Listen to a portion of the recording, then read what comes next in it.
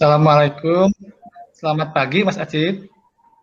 Waalaikumsalam warahmatullahi wabarakatuh. Selamat pagi juga Pak Dani.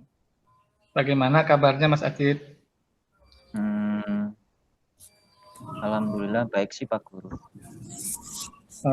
Kok jemput baiknya kok ini terkesan nggak plong ini. Ada apa ini Mas Acip nggak seperti biasanya? Coba dong cerita. Iya ini Pak Guru, Pak Dani kok bisa tahu Iya, kalau iya ada. dong. Kan kamu biasanya kan ceria. Ini kok lain gitu. Coba ceritakan, siapa tahu Bapak bisa membantu. Iya Pak. Akhir-akhir ini Eh, kamu kok terlihat murung gitu dan terlihat tidak semangat. Kenapa? ini Pak, saya memang lagi butuh teman curhat. Soalnya ada beberapa masalah yang saya hadapi ingin saya ungkapkan. Terima kasih buat Pak Dani yang bersedia menjadi teman curhat saya. Iya betul Mas Acit. Memang kadang-kadang kita gitu perlu mengungkapkan apa yang dirasa. Tapi mohon maaf ya sebelum nanti kamu cerita lebih jauh, biar kita ngobrolnya mungkin terarah, mendapatkan sesuatu. Coba Mas Acip ungkapkan apa yang ingin Mas Acip capai setelah Mas Acip menceritakan masalah yang dirasakan oleh Mas Acip. Eh, Begini Pak Dani, kalau saya itu ingin menemukan cara bagaimana saya belajar dengan nyaman, kemudian diperlakukan secara adil saat belajar di kelas oleh Pak Guru ataupun Bu Guru. Emang kenapa ada yang nggak adil, misalkan nggak adil di kelas Mas? Kenapa ini Mas Acip? Ini saya merasa kurang nyaman saat mengikuti Oh, salah satu pelajaran, terutama pelajaran IPA, Pak. Saya merasa oh, diperlakukan tidak adil oleh guru tersebut. oh begitu ya. Ada lagi Mas Acip?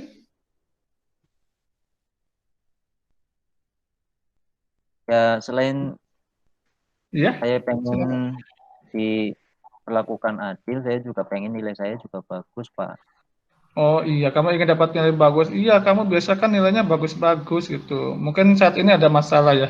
Baik, coba ceritakan apa yang Mas Acip rasakan saat ini.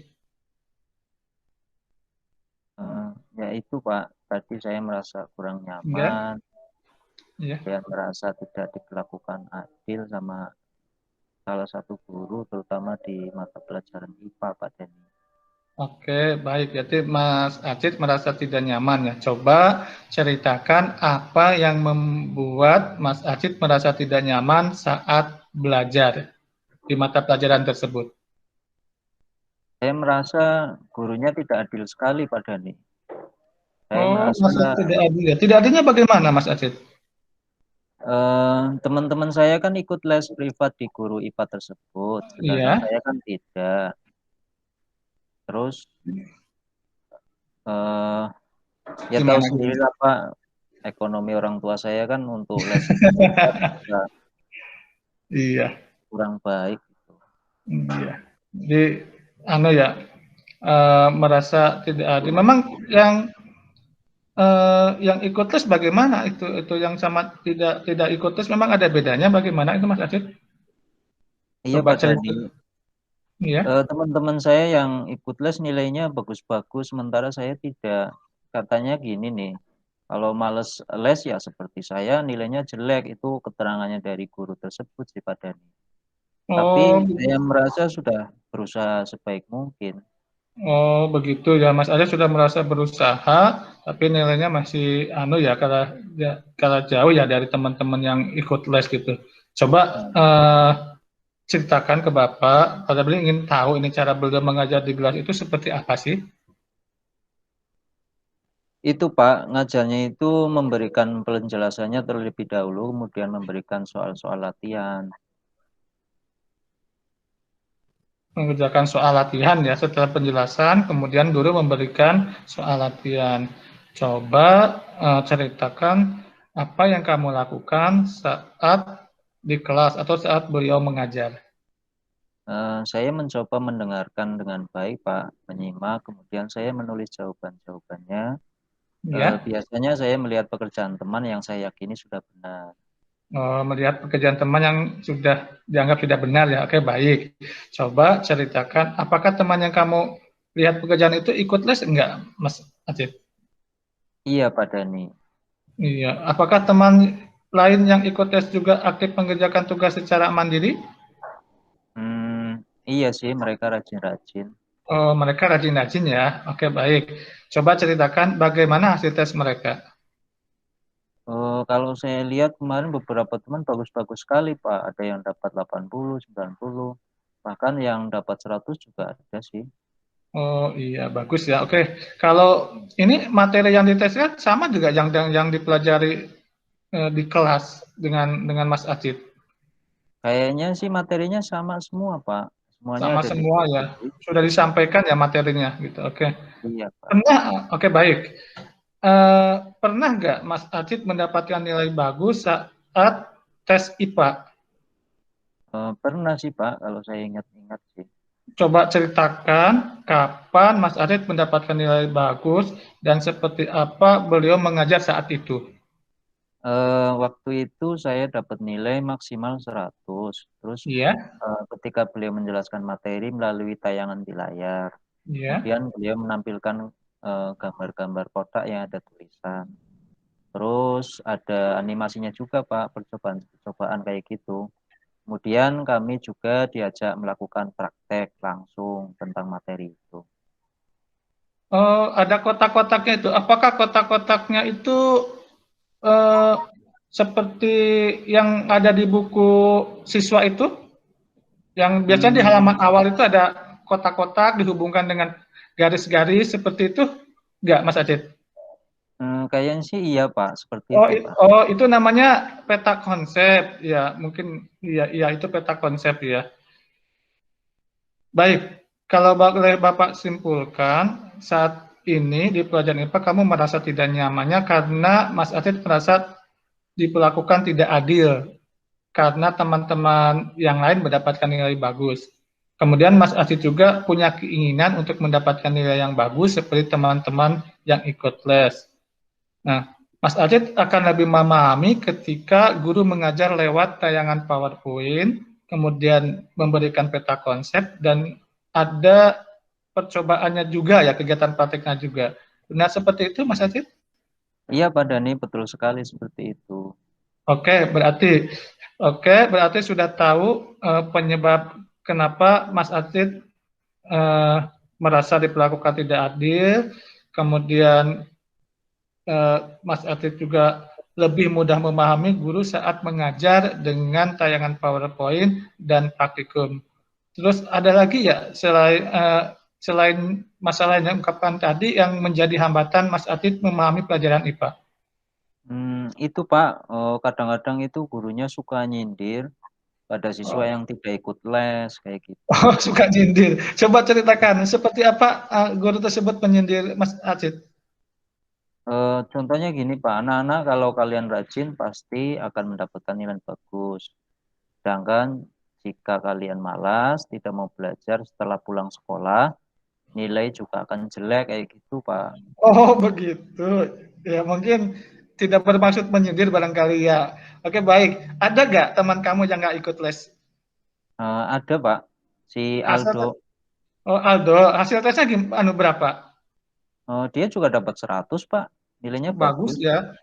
Padahal nggak ikut les juga. Nah, kamu pernah lihat cara cara Aldo belajar?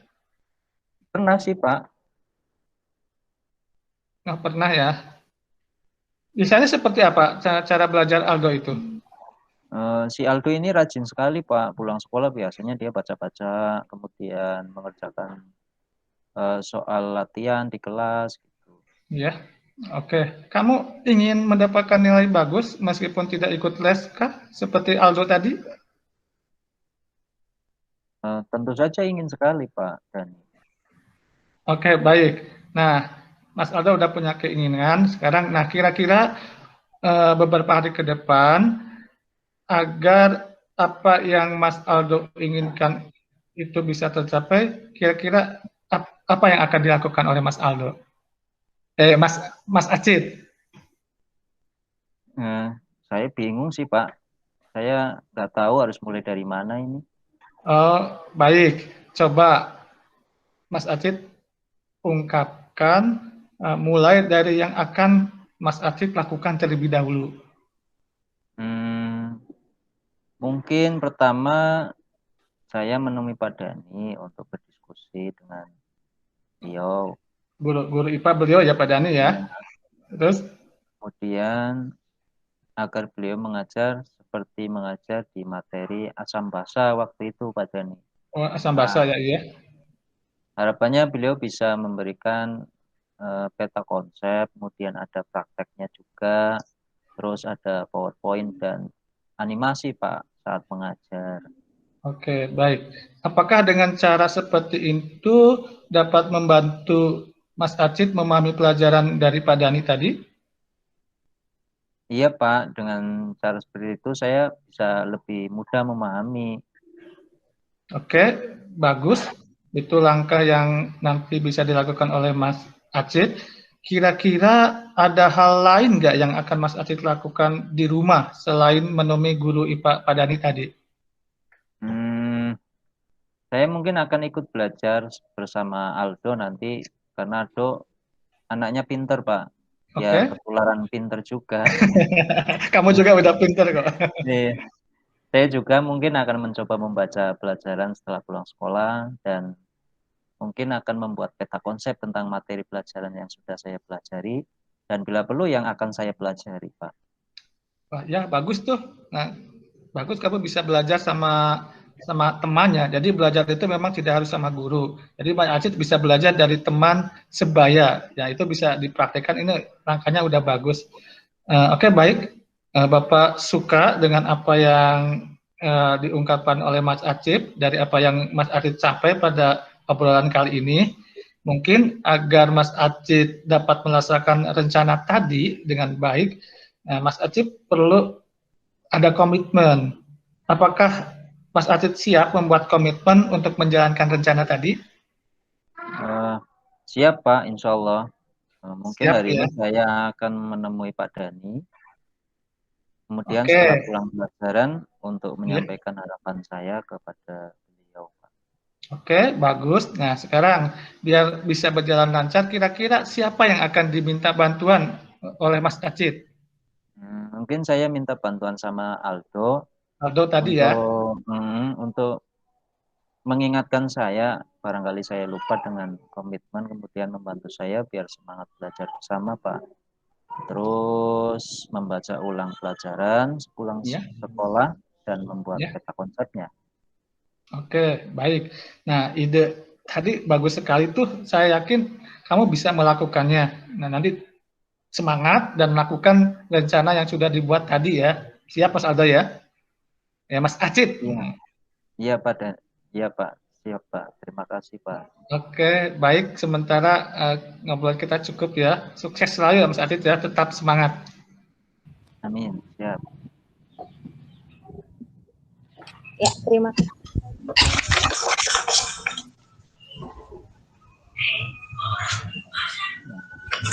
Pengamat satu kepada Bu Ella dan komentar tentang praktek coaching yang telah dilakukan.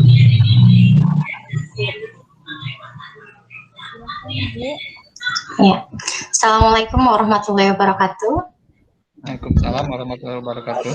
Iya, setelah saya mengamati proses praktek coaching model Tirta yang telah dilaksanakan oleh Pak Dani dengan Pak Acit, sudah sangat baik sekali. Ini terlihat ketika tahap tujuan, ya. Dalam tahap tujuan ini, tujuan sudah terlihat. Jadi coach ini sudah mengungkapkan tujuan dengan coach yang memantik pertanyaan, terus memancing coach untuk menyampaikan tujuannya. Itu sudah sangat luar biasa, bagus sekali. Terus kemudian tahap identifikasi, coach juga sudah memberikan pertanyaan-pertanyaan terbuka, sehingga memantik coach untuk dapat mengidentifikasi tensinya serta mengungkapkan masalahnya secara jujur dan terbuka. Kemudian di tahap yang ketiga, rencana aksi, coach juga sudah memberikan pertanyaan-pertanyaan sehingga coachee ini dapat menyelesaikan permasalahannya sendiri. Dan tahap yang terakhir di model Tirta ini, tanggung jawab. Di sini juga coach sudah memberikan pertanyaan dan umpan balik mengenai komitmen coachee dalam menjalankan rencana aksinya. Masya Allah sudah sangat bagus Pak Dhani dan Pak Acit, luar biasa. Itu saja yang bisa saya sampaikan. Assalamualaikum warahmatullahi wabarakatuh. Assalamualaikum.